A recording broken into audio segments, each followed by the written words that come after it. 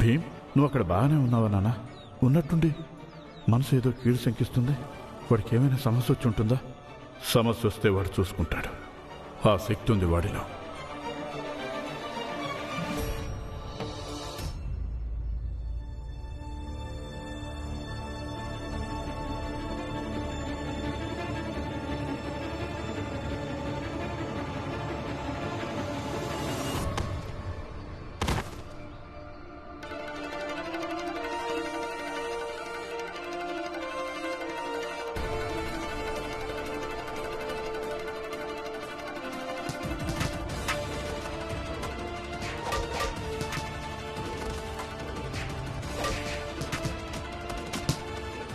దయచేసి ఆగండి.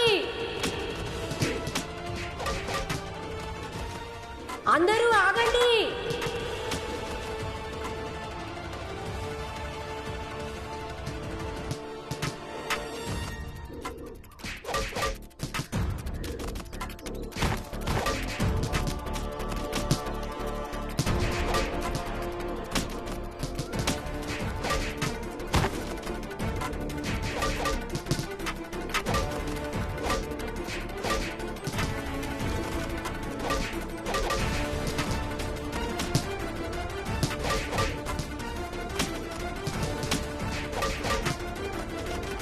అందరూ ఆగండి.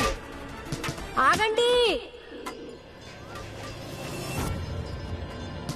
అందరూ ఆగండి, లేకపోతే మీరందరూ ఇప్పుడు నా శవాన్ని కళ్ళ చూస్తారు.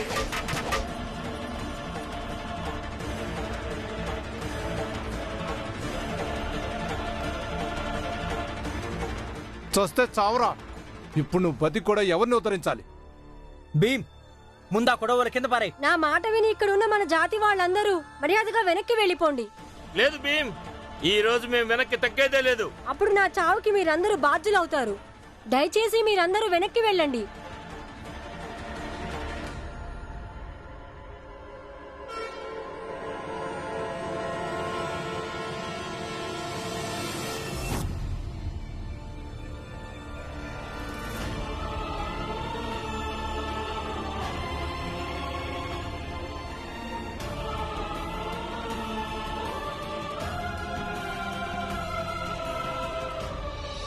రే పిరికి పందల్లారా, భయపడిపోయారా? దమ్ముంటే వచ్చి మాతో గొడవ పడండి రా. మీ అందరినీ నరికి పారేస్తాను. మా దెబ్బేంటో చూపిస్తాం, రండి.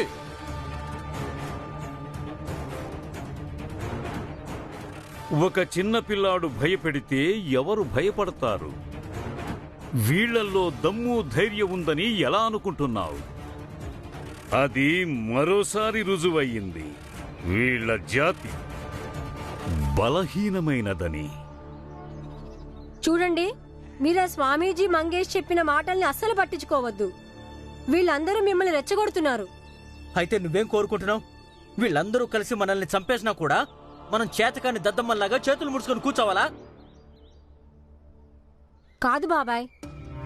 ఒకవేళ ఇప్పుడు వీళ్ళ రక్తదాహం ఎవరినైనా చంపితేనే చల్లారుతుందనుకుంటే మీ అందరికంటే ముందు ఈ భీమరావు చచ్చిపోతాడు. వద్దు భీమ్, వీళ్ళందరికంటే ముందు మమ్మల్ని చంపాల్సి ఉంటుంది. వద్దత్తా, ఆగండి. వీళ్ళు ముందు నన్ను చంపాల్సి ఉంటుంది. మీ అందరికీ నా మీద ఏమాత్రం నమ్మకమున్నా వీళ్ళని నన్ను చంపనివ్వండి. ఎవరూ ముందుకు రావద్దు. కాదుకూడదని ఎవరైనా ముందుకు వచ్చారనుకో నన్ను కాపాడటానికి, అప్పుడు నేను బతికున్నా కూడా నేను జీవితాంతం మీలో ఏ ఒక్కరితోనూ మాట్లాడను.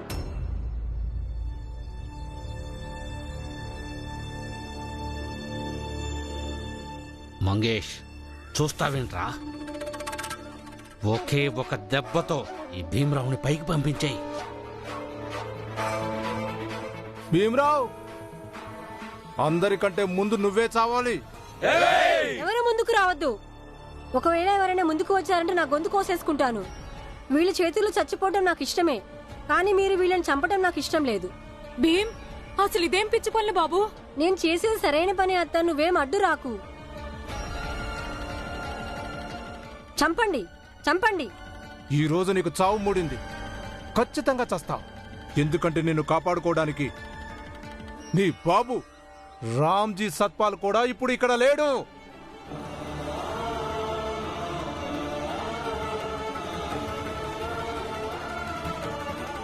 నాకు నమ్మకం ఉంది.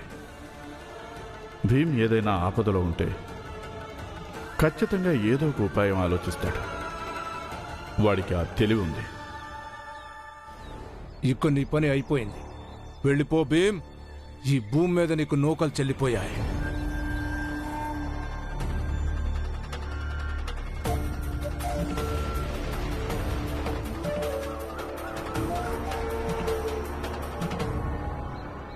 భీమ్! ఏయ్! మంగేష్!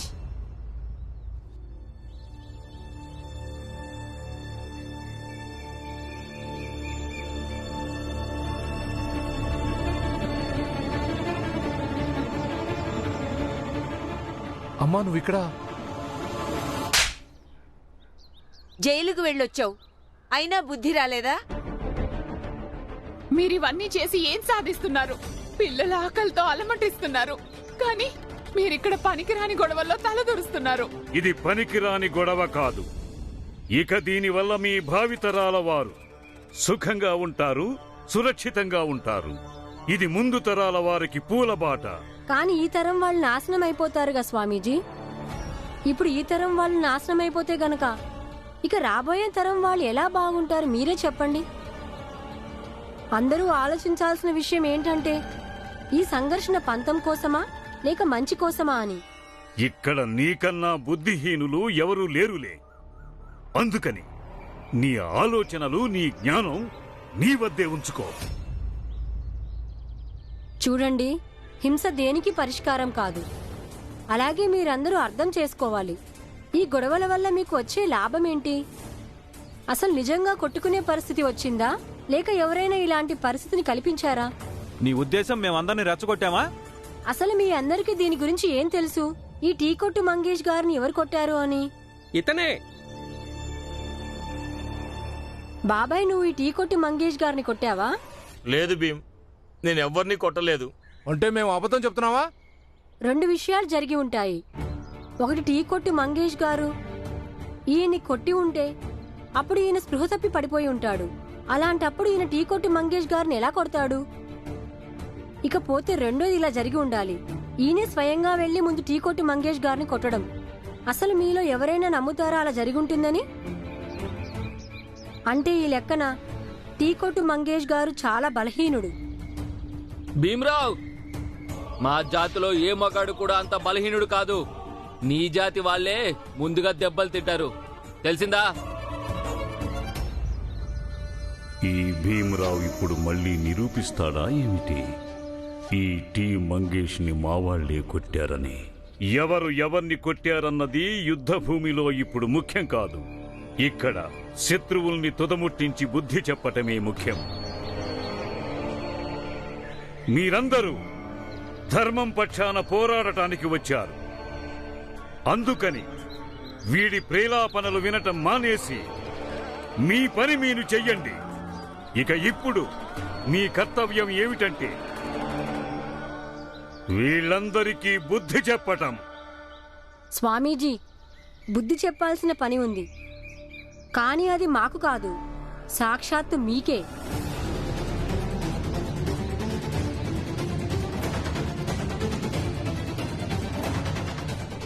మీరందరూ మహిళా శక్తి, మీరు మాతృమూర్తులు. సమాజానికి, కుటుంబానికి ఒక రూపాన్ని తెస్తున్నారు. ఏ వ్యక్తికైనా తన కర్తవ్యం గురించి తల్లి ఇంకా కేవలం తన భార్య మాత్రమే చెప్పగలుగుతారు. ఈరోజు మీరు వీళ్ళకి చెప్పాల్సి ఉంటుంది వీళ్ళ అసలు కర్తవ్యం ఏంటో అని. ఏదైతే ఈ స్వామీజీ చెప్తున్నారో అదా, లేకపోతే మీరు చెప్పాలనుకుంటున్నారే అదా? మీరందరూ వీడి మాటలు వింటున్నారేంటి? అయినా వీళ్ళు మీ ఇంటి ఆడవాళ్ళు. ఇప్పుడు వీళ్ళు చెప్తారా మీకు మీ కర్తవ్యం ఏంటో? అరే రండి ముందుకి వచ్చి వీళ్ళందరూ తలలు పగలగొట్టండి. సేటి గారు చెప్పింది నిజమే. అందరు ఇంకా ఆలోచిస్తున్నారేంటి? కొట్టండి వీళ్ళందరినీ.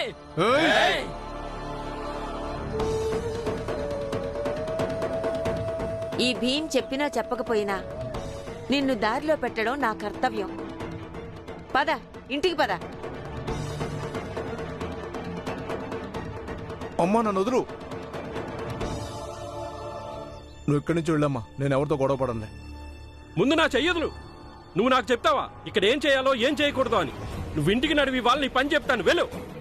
మీరు నన్ను ఎంత తిడతారో అంత తిట్టండి, ఎంత కొడతారో అంత కొట్టండి, కానీ ముందు మీరు ఇంటికి రండి.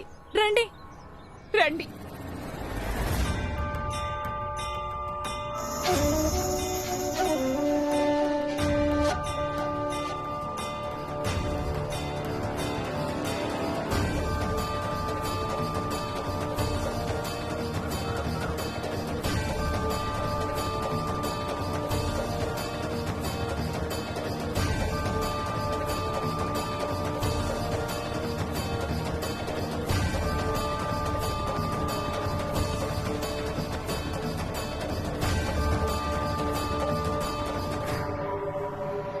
ఇంటికి పదండి.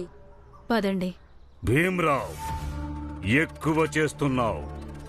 ఇక మా సహనం పూర్తిగా నశించిపోయింది. మేము నిన్ను సమూలంగా నాశనం చేస్తాం. ఇదే నా శపథం. తాము గెలవాలని కోరుకునే వాళ్ళు ఎప్పటికైనా ఖచ్చితంగా గెలుస్తారు, కానీ ఎప్పుడూ ఇతరుల నాశనాన్ని కోరుకునే వాళ్ళు ఎప్పటికీ గెలవలేరు స్వామీజీ. సరే, మీరు శపథం చేశారుగా, మీరు చేసిన శపథాన్ని నేను స్వీకరిస్తున్నాను. ఇక ఇప్పుడు మీరు కూడా ఈ సతారాలో ఉండరు.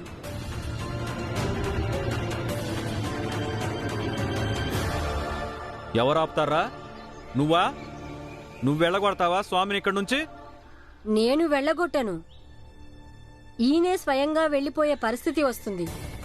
నా కారణంగా కాదు, స్వయం కృతాపరాధాల కారణంగా. మేము చూస్తాము ఎవరు ఎలా మమ్మల్ని ఇక్కడ నుండి వెళ్ళగొడతారు. తప్పకుండా జరిగి తీరుతుంది స్వామీజీ, ఎందుకంటే గెలుపు ఎప్పుడు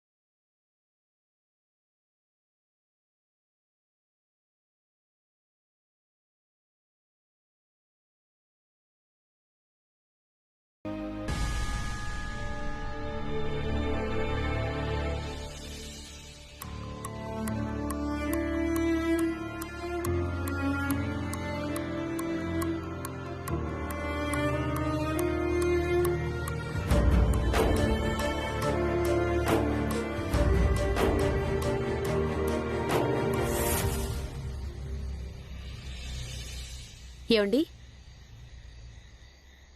భోంచేద్దాం రండి. నువ్వు తిను, నాకు ఆకలిగా లేదు.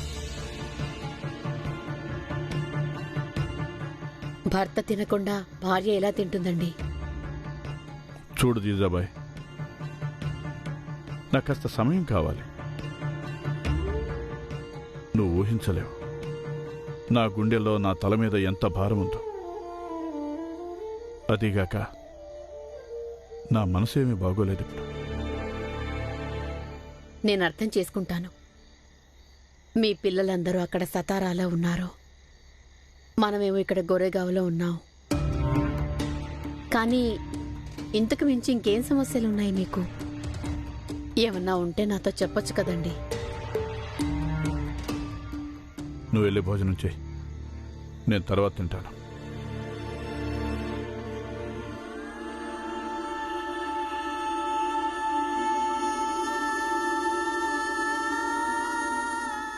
ఇంటికి డబ్బులు పంపించేశారుగా మీరు?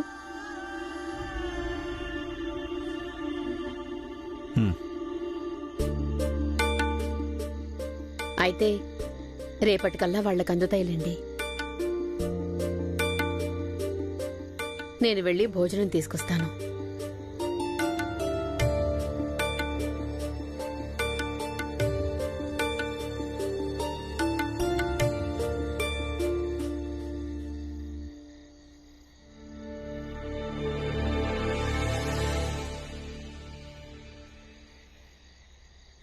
చూడండి, మీకు ఎలా అయితే కొన్ని బాధ్యతలున్నాయో నాకు అలాగే కొన్ని బాధ్యతలున్నాయి. మీకు ఇష్టం ఉన్నా లేకపోయినా మీకు భోజనం తినిపించటం నా బాధ్యత అండి. అలాగే మీ కడుపు నింపడం కూడా నా బాధ్యతే. తినండి. అక్కడ భీమ్కి భోజనం తినిపించడానికి వదినున్నారు, అన్నలు అక్కలు ఉన్నారు. ఇదిగో వేడివేడిగా తినండి.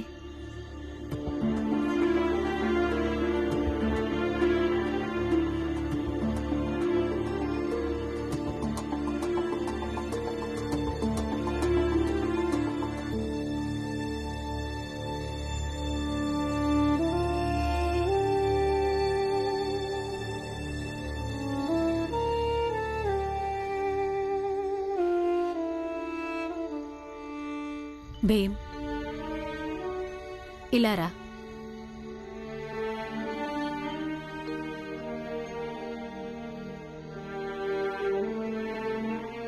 ఎప్పటిదాకా తినకుండా ఉంటావు? అమ్మా నాన్న లేకపోయినా సొంతంగా తినడం అలవాటు చేసుకోవాలి. ఇది 2-3 రోజులతో పోయేది కాదు. ఇప్పుడు నువ్వు రోజూ నాన్న లేకుండానే తినాల్సి ఉంటుంది. అవును భీమ్, నువ్వు తిను. నాన్నకి కొత్తమ్మ తినిపిస్తుందిలే. నువ్వు ఆయన గురించి దిగులు పడకు.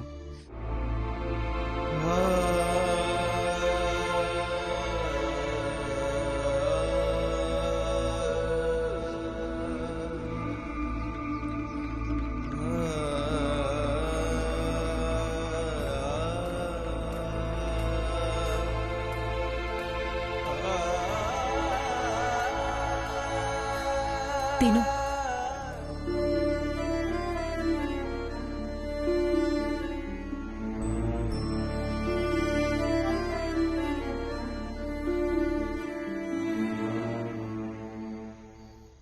దయచేసి మీరు తినండి.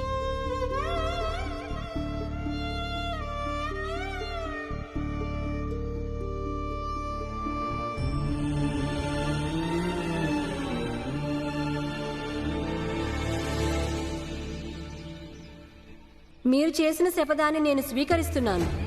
ఇక ఇప్పుడు మీరు కూడా ఈ సతారాలో ఉండరు. నేను వెళ్ళగొట్టను. ఈయనే స్వయంగా వెళ్ళిపోయే పరిస్థితి వస్తుంది.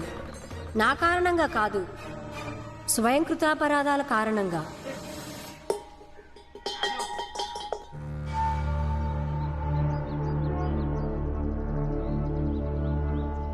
మాకర్థమైంది స్వామీజీ. మీ కోపానికి కారణమేంటో. కోపం భీమరావు మీద కాదు, మీ అందరి మీద. మేము మీ అందరికీ స్వామీజీని. వాళ్ళ జాతి ముందు, మీ అందరి ముందు మీ స్వామీజీని ఇక్కడ నుంచి వెళ్ళగొడతానని సవాలు చేస్తుంటే, సవాలు కాదు, ఊళ్ళో అందరి ముందు బెదిరించాడు వాడు. అయినా మీరు ఏమీ చెయ్యలేకపోయారు. మేము నిన్నట్నుంచి ఇదే ఆలోచిస్తున్నాం. మీలాంటి పనికి మాలిన పిరికి పందల కోసం నేనెందుకు సంఘర్షణ చెయ్యాలి? అందుకని మేమిక్కడి నుంచి వెళ్ళిపోవాలని ఆలోచిస్తున్నాం.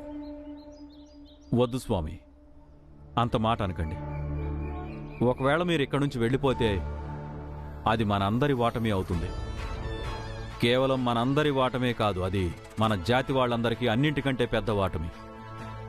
కాబట్టి స్వామి, ఇప్పుడు మీరు ఇక్కడి నుంచి వెళ్ళిపోయారంటే అప్పుడు మా అందరి మనోధైర్యం సడలిపోతుంది. అవును స్వామీజీ, మీరు నిశ్చింతగా ఉండండి. మీకోసం మేమందరం మా ప్రాణాలైనా ఇస్తాం. ఓ భీమరావు గాడు మిమ్మల్ని ఏమీ చేయలేడు స్వామీజీ. మీరు ముందు ఎలా ఉన్నారో ఇప్పుడు కూడా అలాగే ఉంటారు.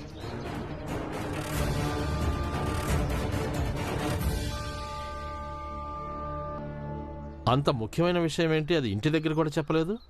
అది చెప్పడం కోసమే నువ్వు నన్ను ఇక్కడికి తీసుకొచ్చావా? గురువుగారు, నాకిప్పుడు మీ మార్గదర్శనం కావాలి. ఏ విషయంలో? నేను ఆ స్వామీజీతో చెప్పాను, త్వరలో ఆయన ఈ సతారా వదిలిపెట్టి వెళ్ళిపోవాలని. కానీ నాకు అస్సలు అర్థం కావటం లేదు ఇది ఎలా సాధ్యమో అని. దానికన్నా ముందు నువ్వు నాకు ఈ విషయం చెప్పు. ఏ ఆత్మవిశ్వాసంతో నువ్వు స్వామీజీని అలా అన్నావు?